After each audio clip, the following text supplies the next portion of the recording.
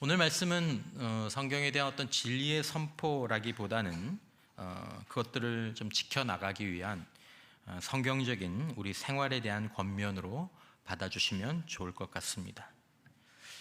여러분, 오늘 읽으신 본문의 말씀의 일부는 창세기 1장에 나와 있는 말씀입니다.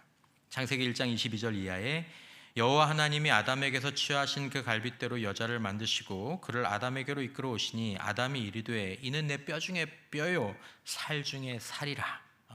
세상에서 가장 아름다운 결혼 서약이자 가장 위대한 그 사랑에 대한 이 고백이죠. 내 뼈 중에 뼈요 살 중에 살이라. 어쨌든 이것을 남자에게서 취하였은즉 여자라 부르리라 하니라. 이러므로 남자가 부모를 떠나 그의 아내와 합하여 둘이 한 몸을 이룰지로다. 그리고 이 말씀 앞에는 이렇게 하나님께서 하신 이유가 나와 있습니다. 18절 말씀에 보면 여호와 하나님이 이르시되 사람이 혼자 사는 것이 좋지 아니하니 내가 그를 위하여 돕는 배필을 지으리라 하시니라. 지난주에도 잠깐 언급했던 것처럼 가장 완벽했던 사람 아담, 이때는 타락하기 전인데 그조차도 사람이 혼자 사는 것이 좋지 않다라는 것이 하나님의 말씀과 판단이었습니다. 자, 그래서 인간이 타락하기 이전에는 아담과 하와가 이렇게 하나님의 말씀 안에서 둘이 한 몸을 이루고 그리고 생육하고 번성하면 그것 자체가 좋은 것이었습니다. 그러나 타락이 발생하죠. 타락한 다음에는 하나님이 사람이 혼자 사는 것이 좋지 않아서 그로 하여금 혼자 살지 않도록 일구게 하신 가정 안에서 이제 같이 살게 됐지 않습니까? 근데 그 함께 살게 하신 가정 안에서 아내가 남편을 소외시키고 그리고 이 아담이 내 살 중에 살이요 뼈 중에 뼈요라고 얘기했던 그 아내 하와에 대해서 나는 이 여자가 한 행위에 대해서 제 책임이 아닙니다. 저는 상관이 없습니다. 묻히기만 자가 됩니다. 자기가 머리인데 손이 한 것에 대해서 그거 내가 하는 거 아닌데요? 그건 내 책임 아닌데요? 라는 식으로 얘기를 하는 거죠. 그리고 가정 안에서 형인 가인이 하나뿐인 동생 아벨을 돌로 쳐 죽입니다.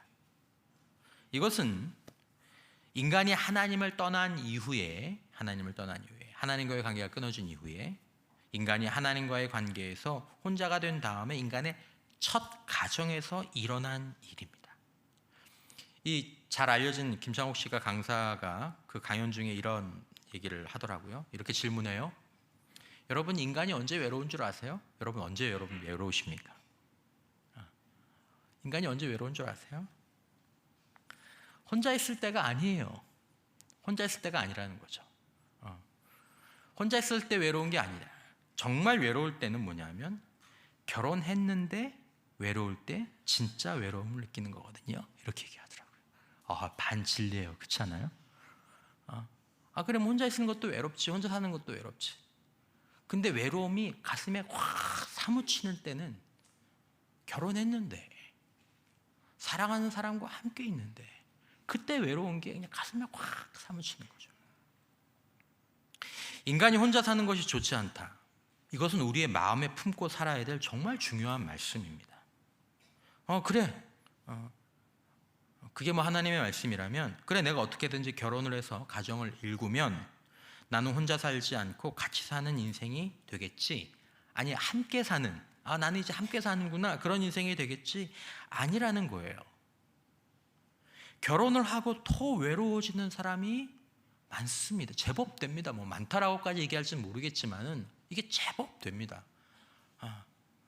왜냐하면 이런 강사분이 결혼하고 나서 외로운 게 그게 외로운 거예요라고 얘기할 때 그 객석에 있던 대부분의 여자들이 맞아요 이렇게 하고 이렇게 똑똑똑 하고 그러거든요.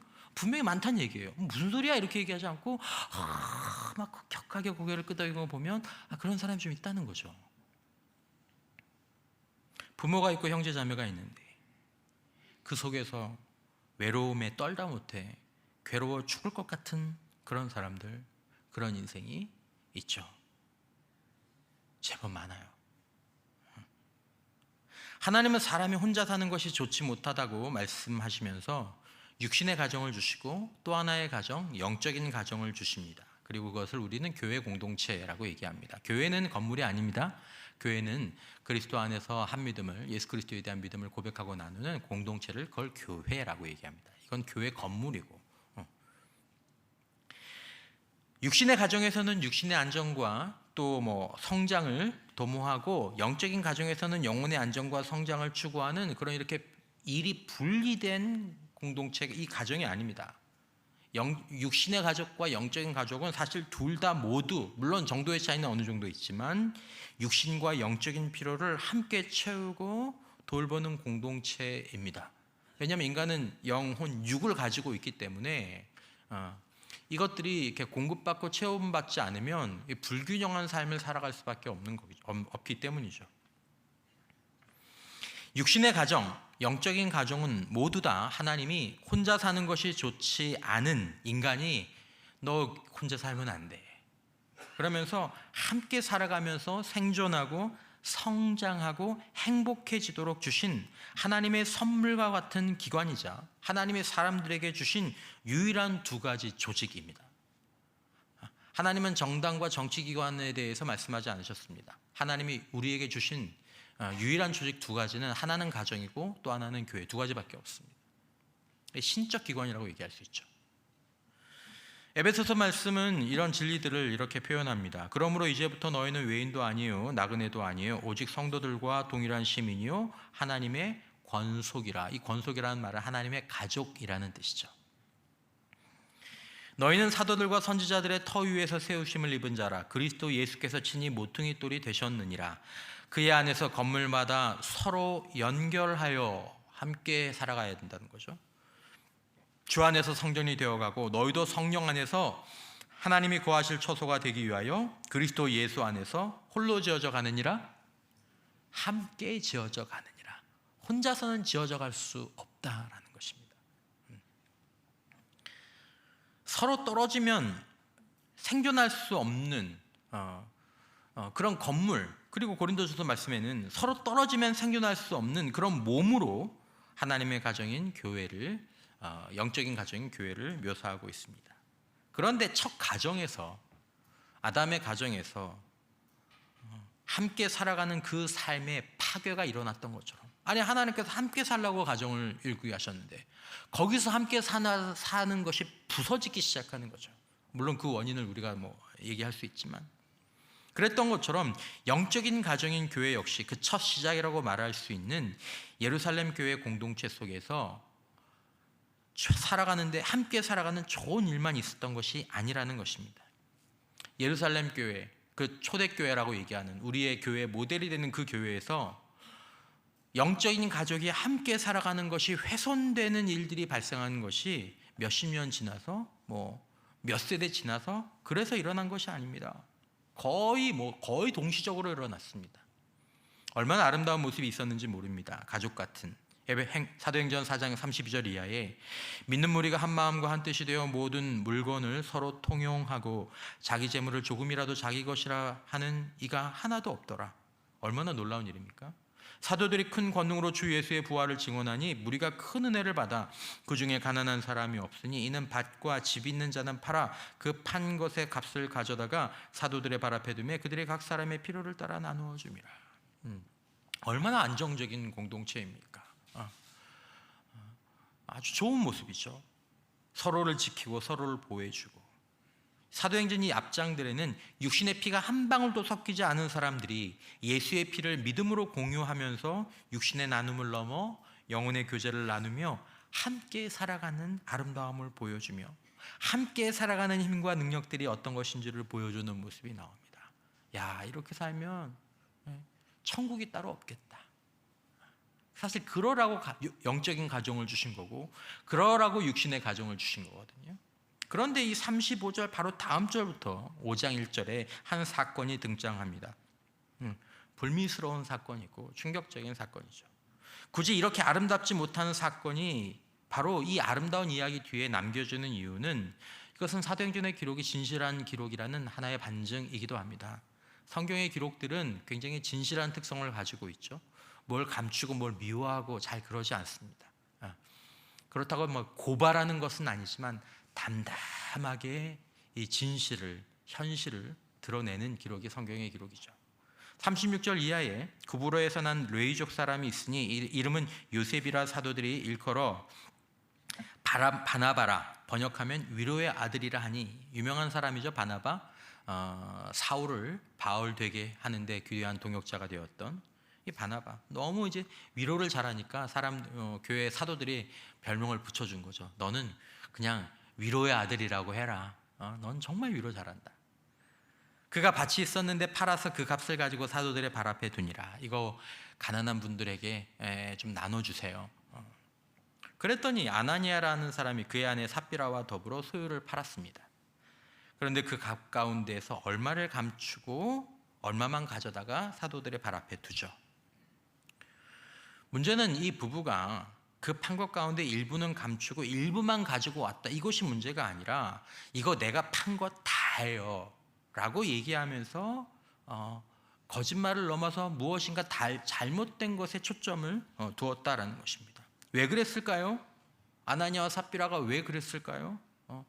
왜 팔아서, 왜 일부는 감추고 또 왜 일부를 가지고 와서 굳이 그걸 저 조금인데요, 이거라도 좀 써주세요 이렇게 얘기하지 않고 저 다 가지고 왔어요 라고 얘기했을까요?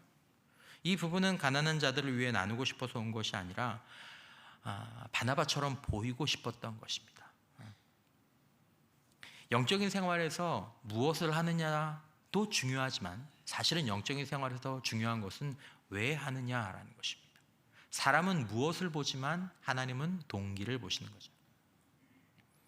땅을 팔고 보니 다 나누고 드리기에는 아까운 생각이 들었던 것입니다.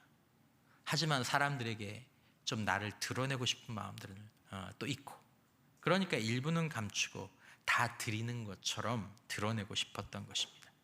그리고 이 일은 불미스러운 죽음으로 연결이 됩니다. 교회 모델이라고 말하는 예루살렘 교회는 이후에 일어나는 교회들, 영적 가정의 모델이라고 할 수 있습니다. 그런데 그런 예루살렘 교회가 몇십 년도 아니고 겨우 첫걸음을 뗐는데, 이게 뭐 불과 2년도 채 걸리지 않았을 거예요. 거의 1년 이내에 일어난 사건일 겁니다. 근데 바로 그렇게 짧은 시간에 함께 살아가는 모습이 채 드러나기도 전에 그 안에서 자기 주장, 소외가 그 안에서 일어나는 거죠. 교회만 세워지고 교회만 다니면 혼자 사는 것이 아니라 자연스럽게 함께 사는 것이 이루어진다라고 말할 수 없습니다. 영적인 가정 안에도 지독한 소외가 잡초처럼 뿌리를 내리고 있습니다.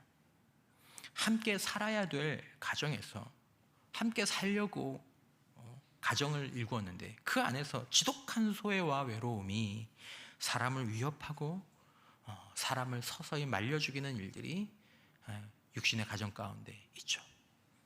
심지어 함께 살아가야 될 영적인 가정인 교회에서조차 쓸쓸함과 외로움과 소외와 거절의 쓴뿌리를 사실은 어렵지 않게 만날 수 있습니다.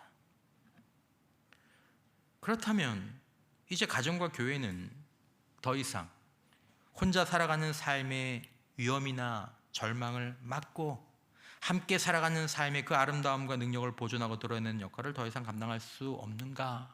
아닙니다.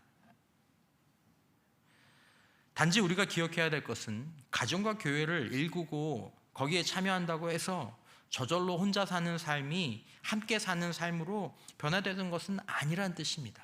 그냥 같이만 있으면 혼자 사는 삶의 위험성이 그냥 깨지는 것이 아니다라는 것입니다. 가정과 교회라는 구조를 무시하고 포기하라는 뜻은 더더욱 아닙니다. 여러분, 우리는 가정과 교회를 구성해야 합니다. 구조적으로.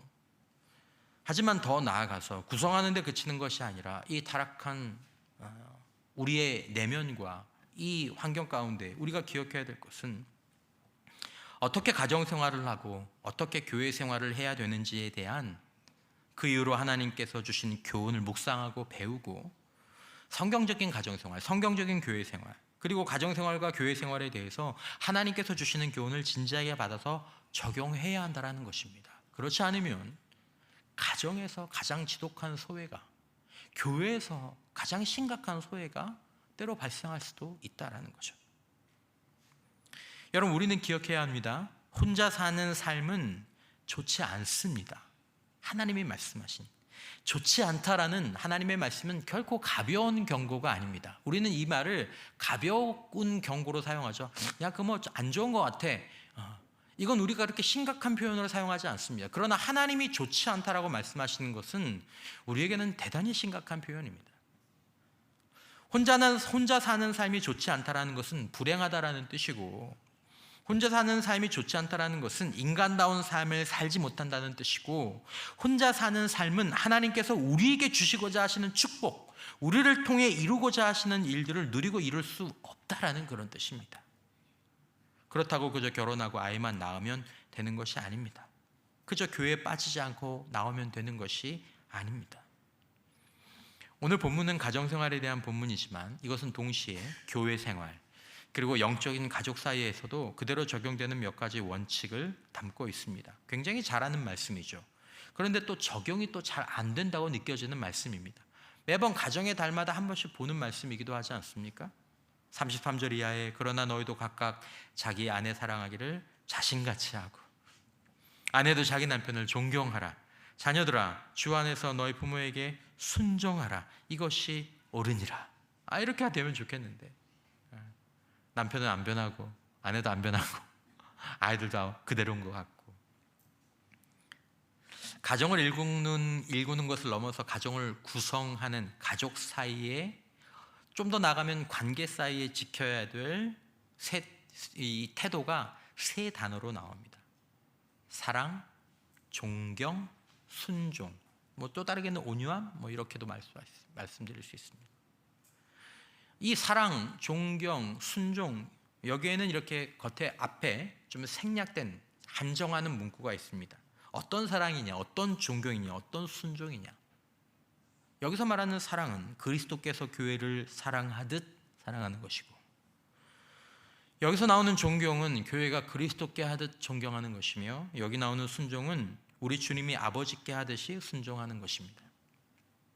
가정이든 교회든 외적으로 같이 살아가는 이 가까이 있는 사람들끼리 살아가면서, 가정인데 교회인데 만약에 거기서 자기를 내어주는 사랑이 결여되고 진실하고 마음 깊은 존경이 사라지고 겸손히 순종하는 모습이 사라지면 이 땅에서 천국의 모형이 될 수 있었던 가정과 교회가 천국이 아닌 지옥의 모습을 나타내기도 하는 것입니다.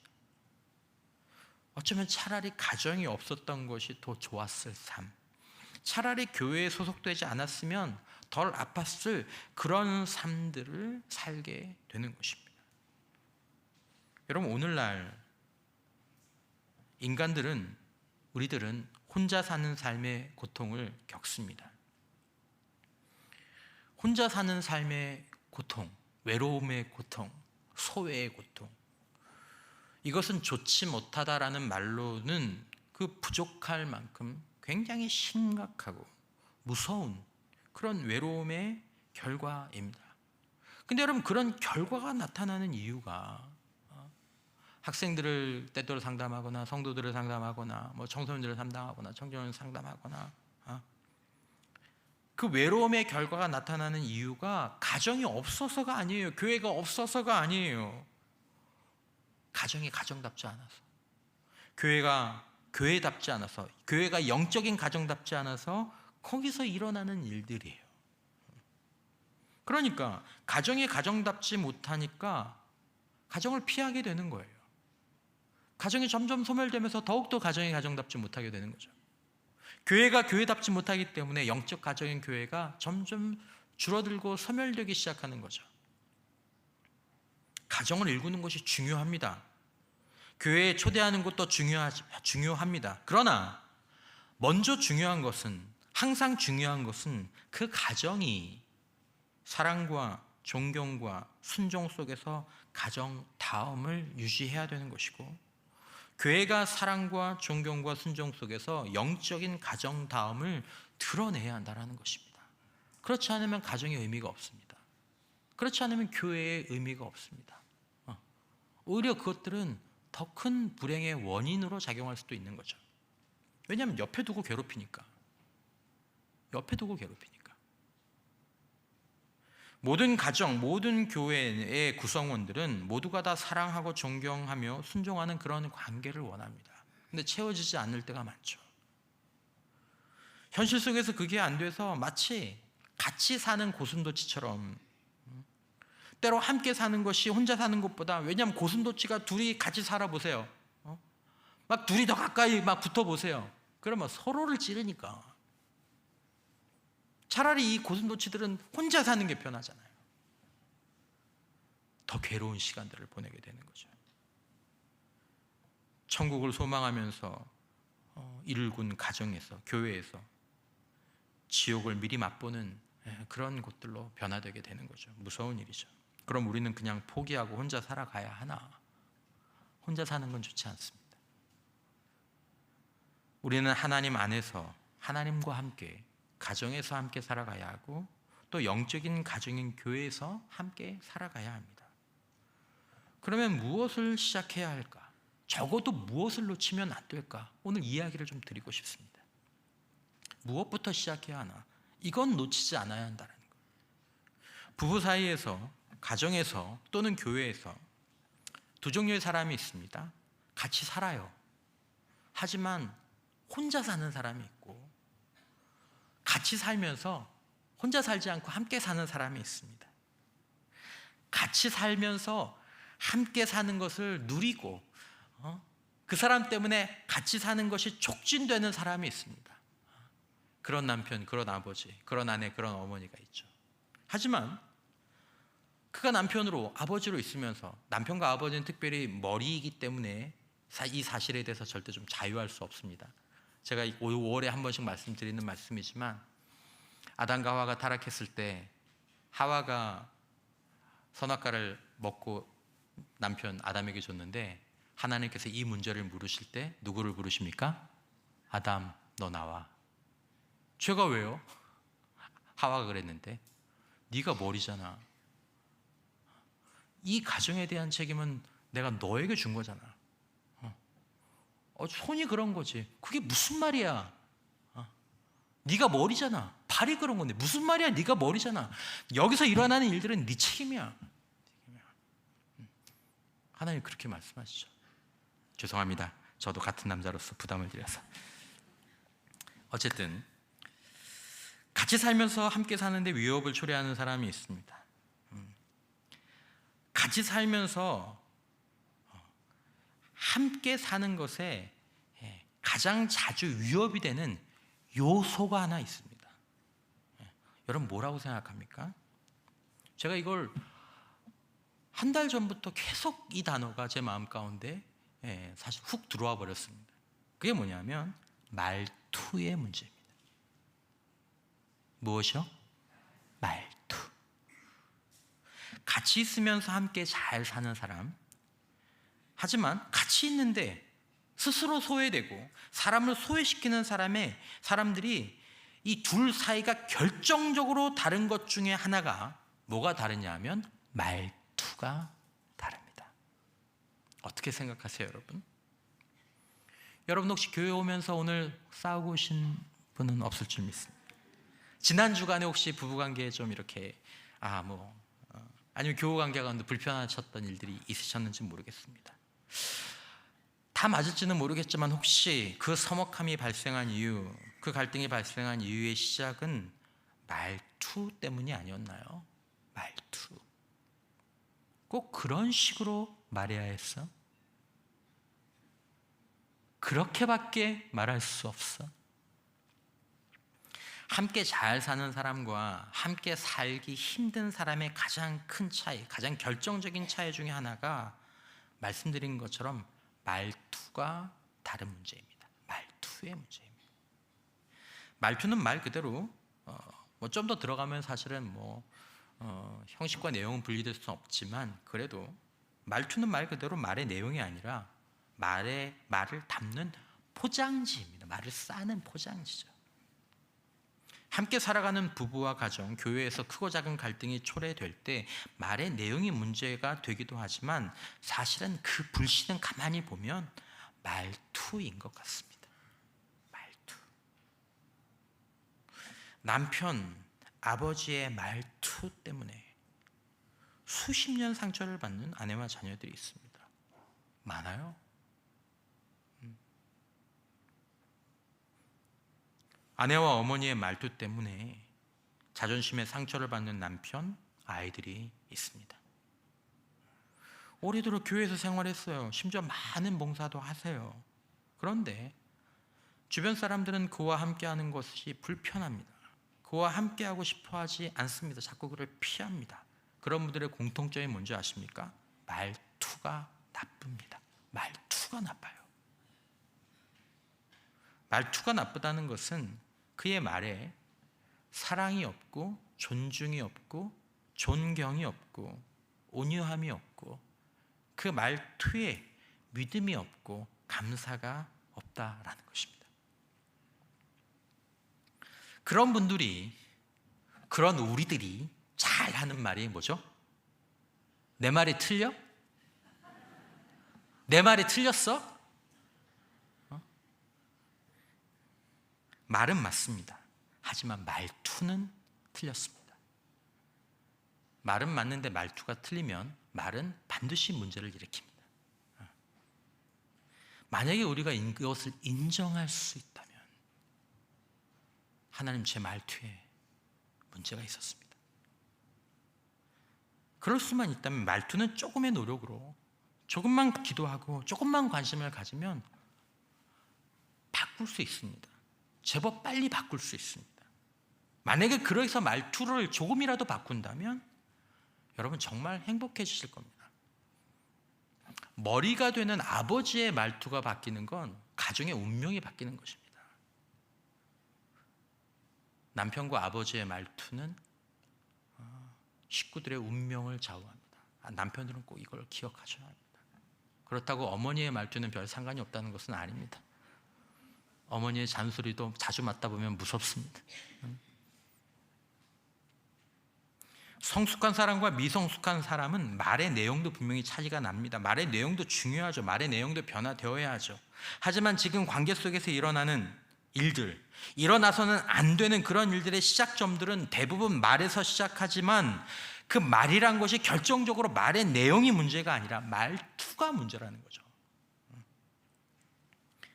어떤 작가의 좋은 표현을 빌리자면 말의 온도 때문에 생기는 일이죠. 말의 온도.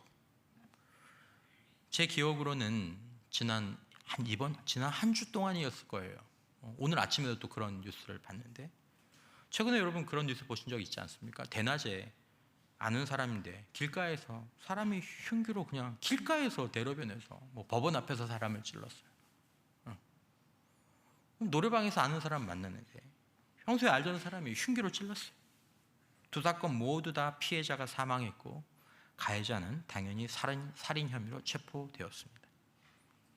또 어떤 회사에서 함께 차량을 운행하던 분들이 차량 자리 때문에 여기 세우느냐 저기 세우느냐 조금만 10cm 이렇게 이것 때문에 말다툼을 하다가 폭행 사건이 일어나고 역시 한 분이 돌아가셨습니다. 끔찍하지 않습니까? 어처구니 없지 않습니까? 그 원인이 말의 내용 때문이었을까요? 아닙니다. 가끔씩 그런 녹취가 나오죠. 말투 때문에. 말의 온도. 각자 자신이 정당하다고 여기는 말의 내용, 정당하죠. 각자 입장에서 어느 정도 다 정당해요. 근데 그것을 나쁜 말투에 담았겠죠.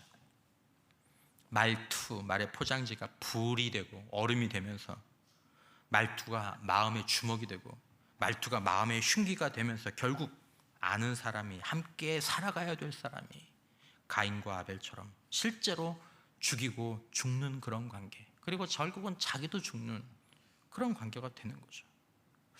여러분은 어떤 말투를 가지셨습니까? 어떻게 아내에게, 어떻게 자녀들에게, 또 어떻게 남편에게, 자녀들에게, 어떻게 성도들에게 말하시는 분이십니까? 평소 여러분과 저의 말의 온도는 어떻습니까? 말투는 사소하지만 말투의 결과는 절대로 사소하지 않습니다. 여러분은 가정에서 같이 사는 사람들에게, 그 사람들은 함께 살아가도록 하나님께서 우리에게 주신 복의 통로인데, 우리가 함께 살아가면서 복의 통로가 되라고 주신 사람들인데, 교회에서 같이 있는 동일한 그런 사람들에게, 함께 살아가지 않으면 안 되는 사람들에게 어떤 말투로 얘기하시나요? 말의 내용만 바르면 되었지? 아닙니다. 성경은 분명히 얘기하죠. 사랑이 있어야 하고, 존경이 있어야 하고, 순종이 있어야 한다. 이것은 말의 내용을 떠나서 말투의 문제입니다. 말이 사랑이 담기고, 말의 존경이 담기고, 말의 순종이 담겨야 할 줄 믿습니다. 이게 기본입니다. 이게 없이 이벤트로 사랑하고, 이벤트로 존경하고, 이벤트로 순종하는 거 소용없습니다. 소용없습니다. 말의 첫 번째 문제는 물론 진실을 해야 한다는 것이겠죠. 그만큼이나 중요한 것은 그의 말투가 관계 속에서 사랑과 존경과 존중의, 또 순종의 말투여야 한다는 것이고, 그의 말투가 믿음과 소망과 감사의 말투여야 한다는 것입니다. 이기주 작가가 언어의 온도라는 책에 서문에 이렇게 썼습니다. 언어에는 나름의 온도가 있습니다. 따뜻함과 차가움의 정도가 저마다 다릅니다. 온기 있는 언어는 슬픔을 감싸 안아줍니다. 세상살이에 지칠 때 어떤 이는 친구와 이야기를 주고받으며 고민을 털어내고, 어떤 이는 책을 읽으며 작가가 건네는 문장에서 위로를 얻습니다. 용광로처럼 뜨거운 언어에는 감정이 잔뜩 실리기 마련입니다. 말하는 사람은 시원할지 몰라도 듣는 사람은 정서적 화상을 입을 수 있습니다. 무심결에 내뱉은 말 한마디 때문에 소중한 사람이 곁을 떠났다면 말 온도가 너무 뜨거웠던 게 아닐까요? 한두 줄 문장 때문에 누군가 당신을 향한 마음의 문을 닫았다면 그 온도가 너무 차갑기 때문인지도 모릅니다. 어쩌면요. 여러분, 우리는 말을 예쁘게 하라는 말을 많이 듣습니다. 말의 중요성에 대한 설교도 저도 제법 많이 하는 편에 속하고, 또 저도 역시 말에 관한 책이나 설교를 많이 듣기도 합니다. 하지만 올해 제 마음가운데 더 많이 다가오는 것 중에 하나는, 말씀드렸던 것처럼 말의 내용도 중요하지만 어쩌면 먼저 중요한 것은 이 말의 온도, 정말 중요한 것은, 먼저 수정되어야 될 것은 말투가 아닌지 싶습니다. 나는 어떤 말투로 말하는지 한번 한 걸음 뒤에서 여러분들의 말을 돌아보셨으면 좋겠습니다. 저도 마찬가지고, 내 말의 온기는 어떠한지, 듣는 아내에게, 듣는 자녀들에게, 듣는 형제와 자매들에게 말의 내용은 둘째치고 내 말투, 내 말의 온기는 어떤지. 동생 아벨을 죽인 최초의 살인자, 최초의 가족 살해자 가인의 말투가 나쁘죠. 말투가 나쁘죠. 창세기 4장 9절, 여호와께서 가인에게 이르시되 내 아우 아벨이 어디 있느냐? 그가 이르되 내가 알지 못하나이다. 내가 내 아우를 지키는 자니까? 내가 누군가 지키는 사람이에요? 빈정거리는 말투. 그의 거짓말도 문제지만 그의 빈정거리는 말투, 이런 말투를 가진 사람은 절대로 하나님의 복을 이어받지 못합니다. 문제가 되는 말투는 인생에 분명히 문제를 일으키게 됩니다. 그러므로 말투도 운명의 도화선이라고 볼 수 있겠죠. 말투는 분명히 사소한 것 같습니다. 하지만 그 결과는 무겁습니다. 제가 책 제목들 몇 가지 읽어보겠습니다. 제가 인터넷 서점에 말투라고 해서 책 제목을 이렇게 쭉 검색해 보니까 한 70권이 되더라고요. 전 처음 알았어요. 이렇게 말투라는 제목이 들어간 책이 이렇게 많은지. 그 중에 제가 몇 권을 좀 책의 내용이 제목만큼 좋은지는 모르겠지만 몇 권은 저도 봤지만은, 제가 제목을 한번 읽어볼게요. 다 책 제목입니다. 말투 때문에, 말투 덕분에. 참 글도 잘 쓰죠. 모든 관계는 말투에서 시작한다. 말투 하나 바꿨을 뿐인데, 말투를 바꿨더니 아이가 공부를 시작합니다. 할렐루야. 말투, 어디서 아멘 하시는데. 인생의 변화는 말투에서 시작한다. 말투 때문이야. 내가 하고 싶은 말이 그거죠. 당신, 내가 하고 싶은 말이 이 말이야. 50대의 품격은 말투로 완성된다. 당신의 말을 아무도 귀담아 듣지 않는 건 말투 때문이야. 이거 우리 남편이 들어야 되는데. 다정한 말이 똑똑한 말을 이깁니다. 엄마의 말투가 아이를 바꾼다. 첫마디 툭 던지는 상대의 말투에 상처 많이 받으시죠? 책 제목입니다. 내 말이 그 말이래. 어떻게 이렇게 내 마음을 알고. 여러분, 이 내용들은 대부분 말투라는 가벼운 문제가 인생이라는 무거운 문제에 결정적인 영향을 준다는 것을 이렇게 저렇게 전하고 있습니다. 말투가 나쁜 것, 말의 온도가 사람의 마음에 화상을 입힐 만큼, 불같거나 얼어붙게 만들 만큼 차가운 것은 사실은 우리 영혼과 인격의 상태를 보여주는 것입니다. 말의 내용 뒤로 숨지 마십시오. 말의 내용이 아니라 우리의 말투가 우리의 인격과 우리의 영적인 상태를 보여주는 것입니다. 그게 사랑의 도구가 되기도 하고 그게 흉기가 되기도 합니다.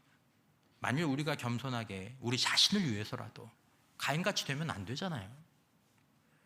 불행한 인생들 되면 안 되잖아요. 우리 자신을 위해서라도 자신의 말투와 자신의 말의 온도를 돌아보고 내 말투가 이렇구나, 내 말의 온도가 이렇지라는 것을 깨닫고 주님 바꿔주세요.